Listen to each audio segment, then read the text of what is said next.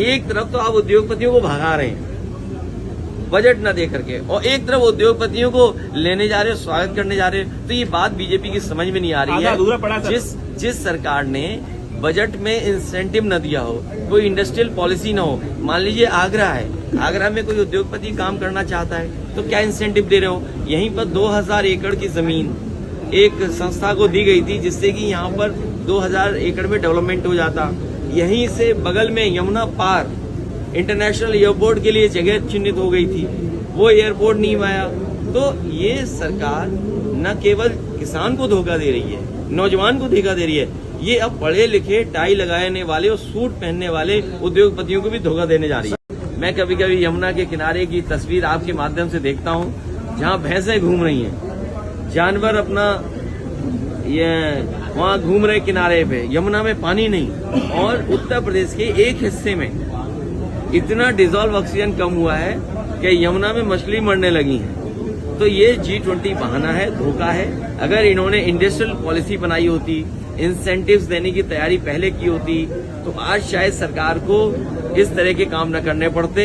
ये जितनी भी मेट्रो बन रही है उत्तर प्रदेश में, लखनऊ में, आगरा में, कानपुर में, नोएडा, ग्रेटर नोएडा में, गाजियाबाद में, ये समाजवादियों की देन है। समाजवादियों ने अगर मेट्रो उस समय न दी होती तो शायद ये सरकार इस काम को भी न कर पाती। तो उसका उदाहरण है वाराणसी। वाराणसी का पूरा DPR प्रोजेक्ट सब कुछ दे दिया था, लेकिन इस सरकार ने आधा अधूरा छोड़ दिया। पत्रकार साथी, ये देश का बड़ा सवाल है, अपने देश की 5000 साल से पहले की समस्या है। तो एक दिन में समस्या समाधान नहीं होगा। अगर आप महाभारत पढ़ोगे, दानवीर कर्ण के सामने क्या क्या फेस किया था उसने।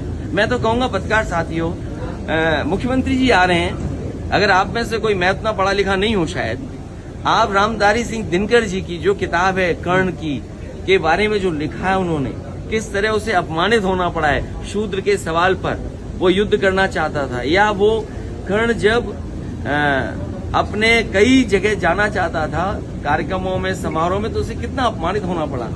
तो लोग कहते हैं कि जाति जनगणना नहीं हो सकती है, सरकार से हट जाएं, 3 महीने में अगर जाति जनगणना ना करके दिखाए समाजवादी लोग, तो बताइएगा। ये वो लोग हैं जो जाति जनगणना नहीं चाहते, जो अधिकार नहीं देना चाहते, जो हक नहीं देना चाहते, जो बाबा साहब भीमराव अम्बेडकर जी ने संविधान में व्यवस्था दी है उसके तहत सम्मान मिलना चाहिए, वो देना नहीं चाहती। ये वो लोग हैं, ये अपना मुंह नहीं छिपा सकते केवल बहाना कर करके। और जहां तक सवाल कुछ हजारों साल पुराने हैं, न हजारों साल पहले जवाब मिला था उनका, न 1000 साल बाद जवाब मिलेगा। अगर मेरा भी बेटा होगा तो वही जाति का होगा जिस जाति में वो जन्म लेगा। मैं जन्म तय नहीं कर सकता हूँ। और जहां तक जातियों का है, ये वही लोग हैं जिन्होंने जाति व्यवस्था बनाई है। ये वो लोग नहीं हैं जो जाति मिटाना चाहते हैं, ये जाति व्यवस्था को बढ़ावा देना चाहते हैं भारतीय जनता पार्टी के लोग।